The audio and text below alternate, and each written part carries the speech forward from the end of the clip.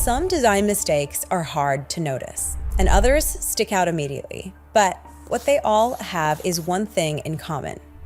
You can pour your heart and soul into decorating a space, and one simple mistake can ruin everything. So, today I'm going to show you 7 of the most common interior design mistakes. That way you don't fall for the same traps. But the good news is that they're extremely easy to avoid if you just know what to do instead. So, let's get started with one of the most subtle mistakes I see basically everywhere I go. You would be amazed how many times I walk into a living room and notice the same thing.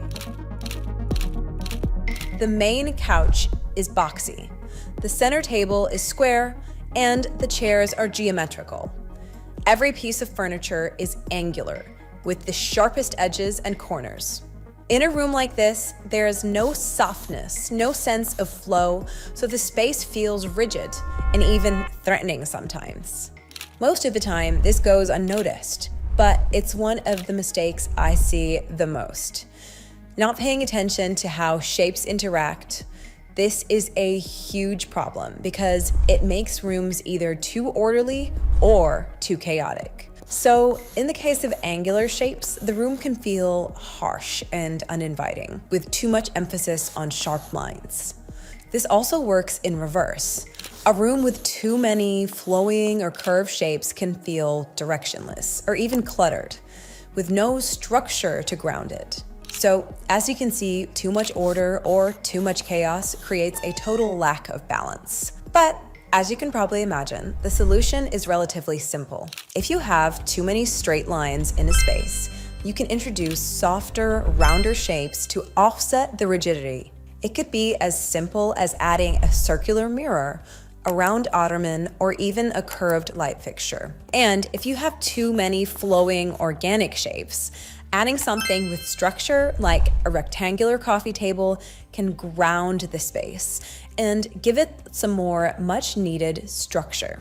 If you find a way to create balance between your shapes, your room will get a big improvement. Because in the end, you don't want just order or just chaos.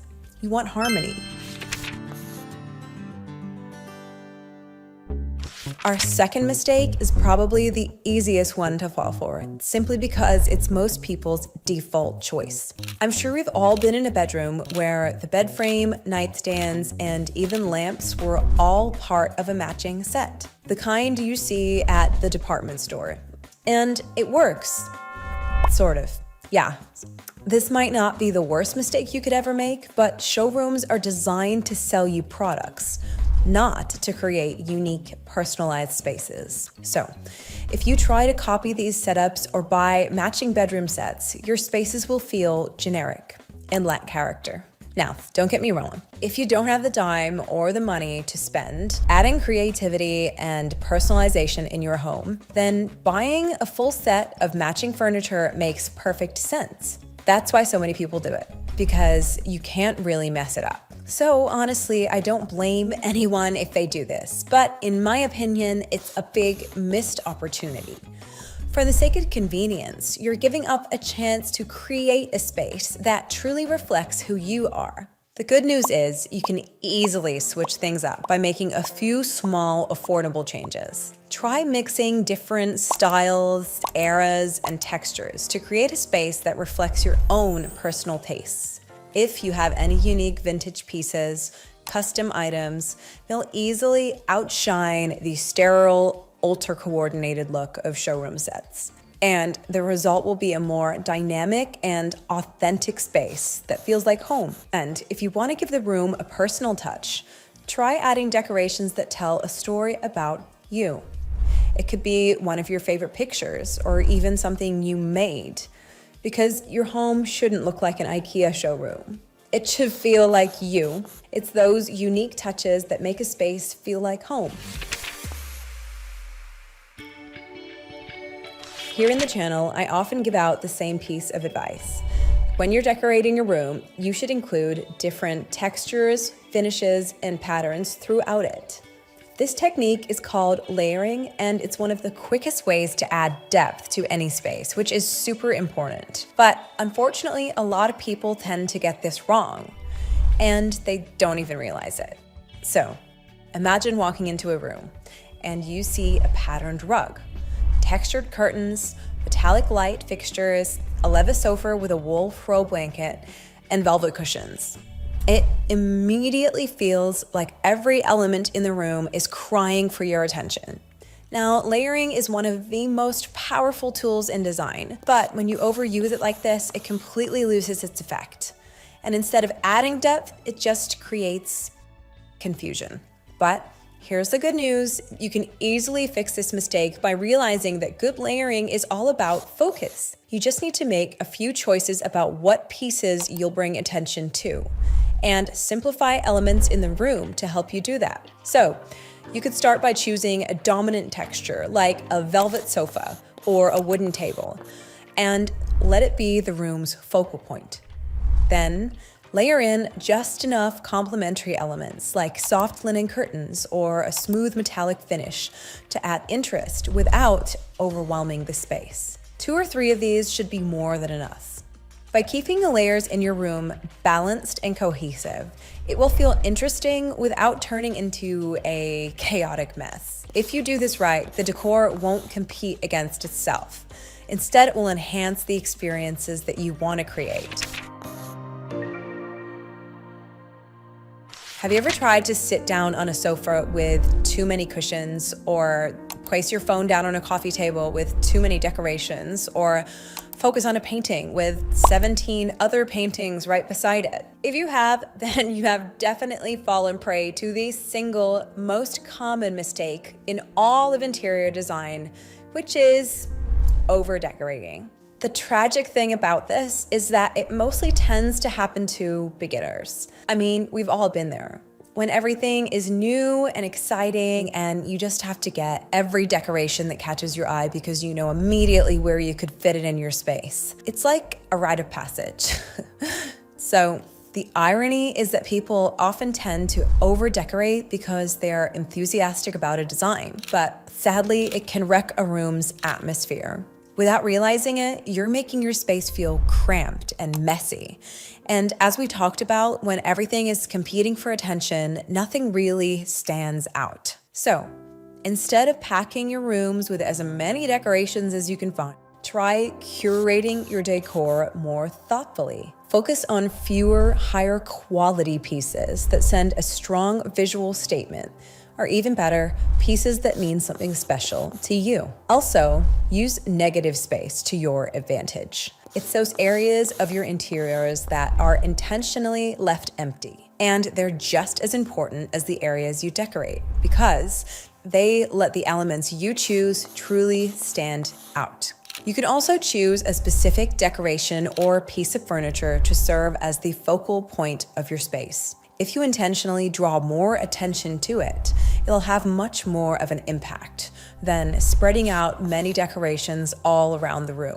And as a little extra tip, you can group your decorations in groups of 3, which will instantly upgrade how balanced they look. And it will add a lot of visual interest. Over-decorating is a big mistake, but it's an easy fix if you just make a few small changes.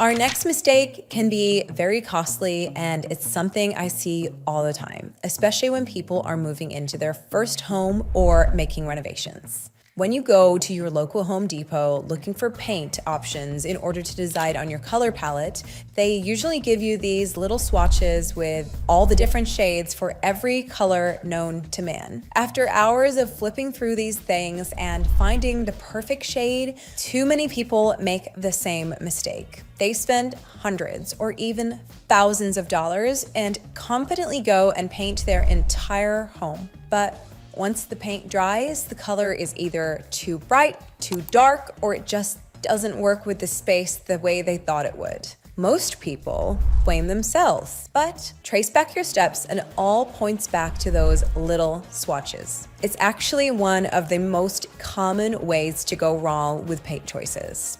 The thing is, colors change dramatically depending on lighting. Whether it's natural or artificial light, or even just a shadow, it can completely change the color's shade. A tiny swatch just can't capture how a color will look when it's up on all four walls under different conditions. So it's a terrible way to gauge how it will look and feel and match with your existing decor. But luckily, there's an easy fix for this, and it's not expensive. Instead of just relying on those small swatches, buy small paint samples and test them directly on your walls, at least 66 inches, so you can see how the color transforms throughout the day and how it matches with your furniture. 8-ounce samples start at less than $6 at Home Depot, so it won't bankrupt you. In fact, you might save money down the line since you'll be able to make a way more informed decision. And you won't spend twice the money painting over your first mistake. At the end of the day, it's the smart choice.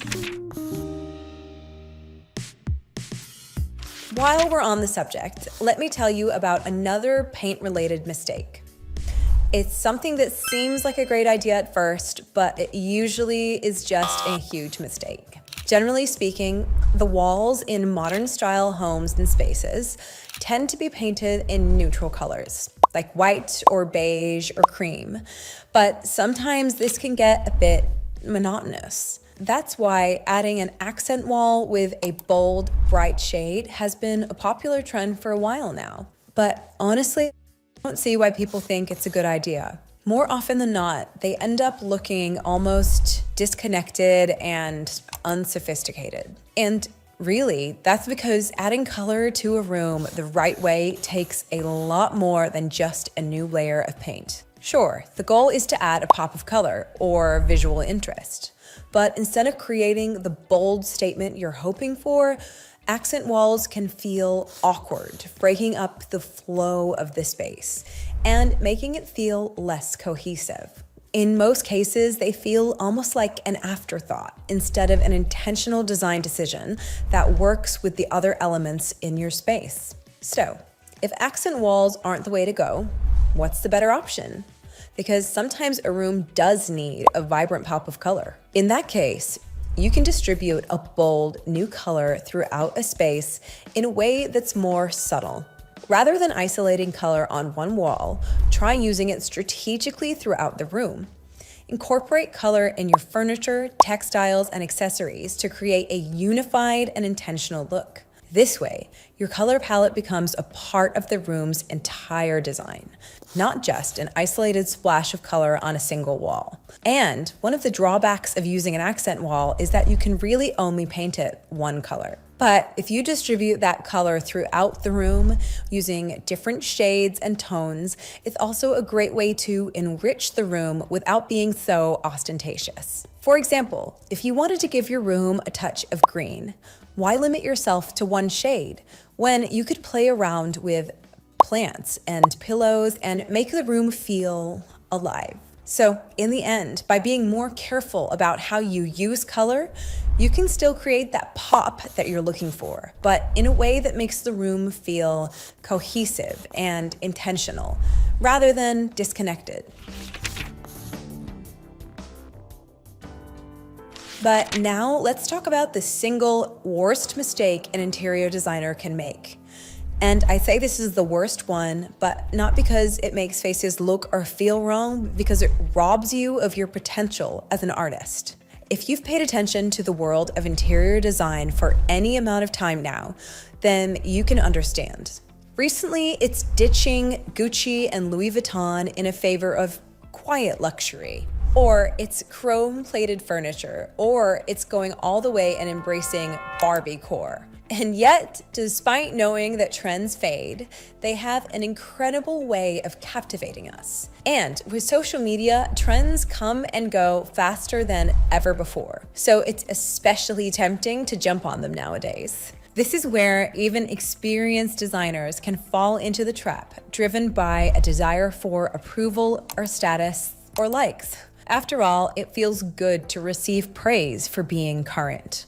But Believe me, relying on trends is the worst mistake you could make as an interior designer, or really as an artist of any kind. Research shows that the faster a trend gains popularity, the quicker it will be forgotten. Barbiecore is the perfect example. It rose very quickly, but it was abandoned just as fast. And the people who adopted it saw their designs becoming outdated almost immediately. This is what's called the bandwagon effect, where designers and consumers alike quickly jump on what's popular, only to find themselves redoing their spaces when the trend inevitably fades. To be fair, following trends has an obvious benefit. They look fresh and exciting when they're in vogue, so no matter how ridiculous they are, you can't really go wrong with them at that moment. But life goes on. Trends always start feeling outdated as the time passes, and your designs completely lose their appeal. And that's a massive problem, but not just because you need to redecorate. The bigger issue is that a true interior designer is an artist, and a true artist makes things that last. If you lean too much on trends, you rob yourself of the chance to explore who you are as a designer. Because when you're blinded by what's in on any given Tuesday, you're not really exercising your artistry. Instead, you're taking a shortcut, and that shortcut usually leads nowhere. That's why timeless design is always a better choice. So instead of following the next trend, focus on how you can play around with classic principles like functionality, well-being, durability, and sustainability. These are the fundamental elements that never go out of style. Of course, you can still add in trendy elements to keep things fun, but generally speaking, try to keep them small. Things like throw pillows or accessories are much easier and cheaper to swap out when the trend fades. But it's a whole other story if you go full Barbiecore. At the end of the day, by prioritizing timeless design, you'll create spaces that work for years to come and reflect who you are as a designer, not what's popular today.